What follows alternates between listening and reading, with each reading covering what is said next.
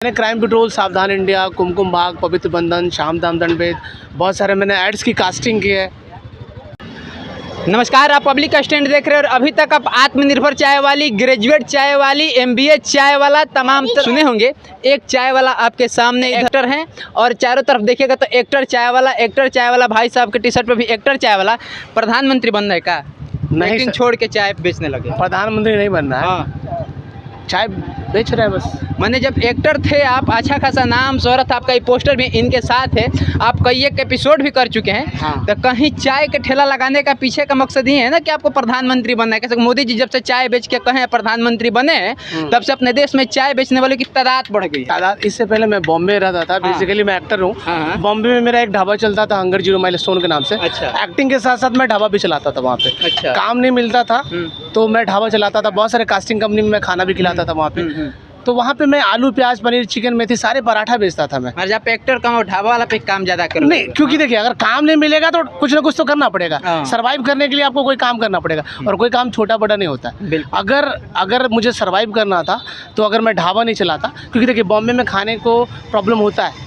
बहुत सारे हमारे एक्टर जाते हैं, स्ट्रगल एक्टर जाते हैं, उनको खाने को बहुत एक्सपेंसिव मिलता है। तो मुझे लगा कुछ ना कुछ करना चाहिए, टाइम मिलता तो मुझे, मैंने खोल दिया। फाइनली आपको मुंबई में काम तो मिलना शुरू हो चुका था ना? ढाबा चले बहुत अच्छा था। हाँ। बहुत बढ़िया था, लेकिन काम तो मिलना शुरू हो चुका था ना आपको बॉलीवुड में? ये कई एक एपिसोड में जी जी। किस में काम किए हुए हैं? मैंने क्राइम पेट्रोल, सावधान इंडिया, कुमकुम भाग, पवित्र बंधन, श्याम दाम दंडभेद, बहुत सारे मैंने एड्स की कास्टिंग की है। बट क्या है ना, मैं किसी रीज़न से मैं आया था। लास्ट कोविड में मेरी माँ की तबीयत खराब हुई। अच्छा। उसके बाद 7 डेज बाद मेरे फादर का ब्रेन स्ट्रोक हुआ। तो आप एक बात बताइए कि अगर माँ बाप बूढ़े हो जाते हैं तो आप उनका ख्याल नहीं रखेंगे तो कौन रखेगा? तो अगर मैं बॉम्बे जाता, बॉम्बे में ये काम कर रहा होता तो कहीं ना कहीं मैं डाइवर्टेड रहता हमेशा। एक्चुअली माँ आज भी मेरी बेड रेस्ट पे है, तो मुझे लगा नहीं, पटना स्टे करना चाहिए, रुकना चाहिए। तो इसलिए चाय बनाने का प्रोसेस देखिए ईजी होता है। चाय आप खुशी में भी पी सकते हैं, गम में भी पी सकते हैं, और ज़रूरी नहीं है कि हर कोई चाय वाला प्रधानमंत्री बन जाए। अच्छा, प्रधानमंत्री बनना खराब तो नहीं है चाय बेच के? नहीं, मोदी जी बने हैं ना। कैसे मोदी जी बन जाएगा? मोदी जी बनने के लिए भी टैलेंट चाहिए ना।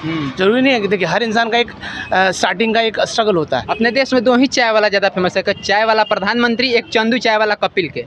बिल्कुल, वो चंदू चाय वाला बहुत फेमस, वो कमाल का एक्टर है। एक डॉली भाई भी है नागपुर वाला। हाँ, वो डॉली भाई तो मिलियन में वो काफ़ी लोग जानते हैं उनको यार। तो मतलब आप लोग ये बताइए कि चाय बेचने की अचानक से सिलसिला जो 2-3 साल में शुरू हुई है, इसके पीछे का रहस्य क्या है? आपका तो माँ बाप के थे, बाकी सारे लोग जो स्टार्ट देखिए सबको मैंने कहा, देखो मेरा कहना है ना कि जो बेरोजगारी भी है क्या? बेरोजगारी नहीं लगता क्या आपको? बहुत बेरोजगारी है। मैंने पढ़े लिखा युवा अगर चाय बेचने लगे, पकोड़े तलने लगे, आलू पराठा बेचने लगे, बटर नान बेचने लगे तो कहीं ना कहीं देश का तो दुर्भाग्य होगा। नहीं, दुर्भाग्य नहीं है सर, वो अच्छी बात है। अगर आपको जॉब लेने के लिए जाते तो लाठी चार्ज होता है आप पे। क्या बोल रहे हैं? लाठी चार्ज होता है। अभी भी कुछ दिन पहले आपने नोटिस किया होगा। हाँ, शिक्षक अभ्यर्थियों पे। तो आप, मेरा मानना है कि अगर लाठी खाने से तो अच्छा ना पकौड़े तल लो, चाय बेच लो, मोमो बेच लो। तो जब लास्ट में पकौड़ा तलना है, मोमो बेचना है, बर्गर खाना है, पुलिस की लाठी खाना है, तो स्टार्टिंग इस टाइप के बच्चे जो उस टाइप के बाकी ये लोग हैं, इन्हीं साइड से क्यों नहीं स्टार्ट करते? जैसे सबका अपना अपना जर्नी है। सबका अपना अपना ख्याल है।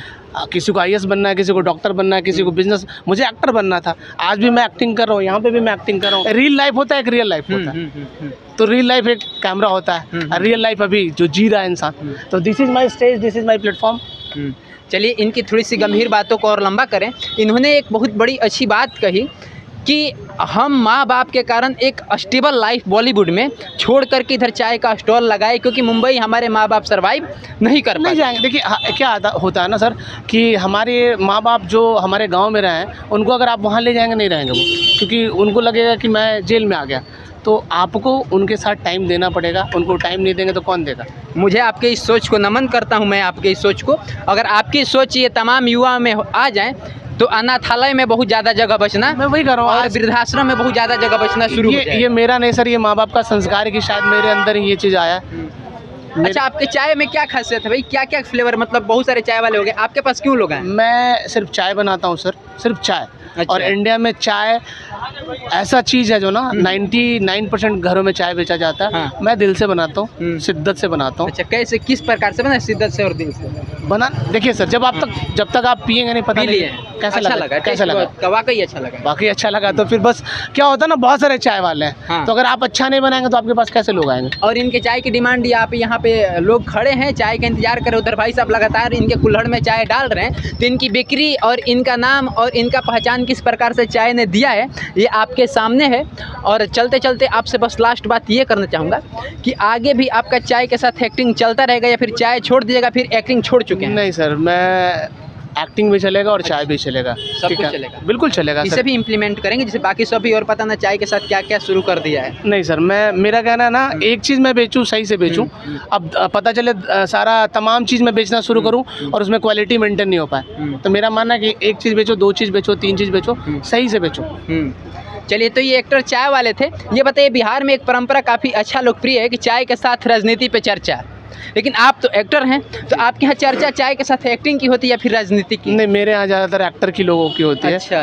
एक्टर की होती है, मेरे बारे में लोग बात करते हैं, वो अपना भी प्रॉब्लम मुझे शेयर करते हैं, मैं भी शेयर करता हूँ। आपके स्टॉल पे सबसे बड़ा एक्टर कौन है अभी तक? अभी तक तो कोई नहीं, आदर्श भाई आए मेरे पास। अच्छा, आदर्श आनंद, अभी 3 दिन पहले जो एक आदर्श आनंद मेरे लिए तो वही एक्टर है अभी।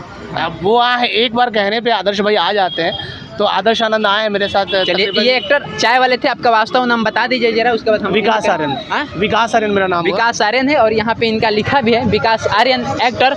और इनकी चाय काफ़ी खूबसूरत है, टेस्टी है, शिद्दत से बनाते हैं, ईमानदारी से खाते हैं। इनका भी आप लोग चाय आइए पीजिए।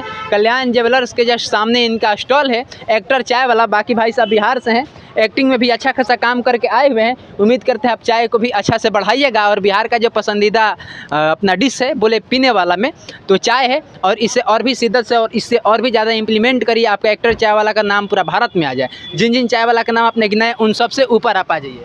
धन्यवाद। ये आप लोगों का प्यार है कि आप लोग ऐसा बोल रहे हैं। मैं कोशिश करूँगा कि मैं इन सब चीज़ों पे खड़े उतरूँ। चलिए, तो आप पब्लिक स्टैंड देख रहे थे। मेरा नाम सोनू आनंद है और हमारी उपस्थिति अभी एक्टर चाय वाले के स्टॉल पर थी।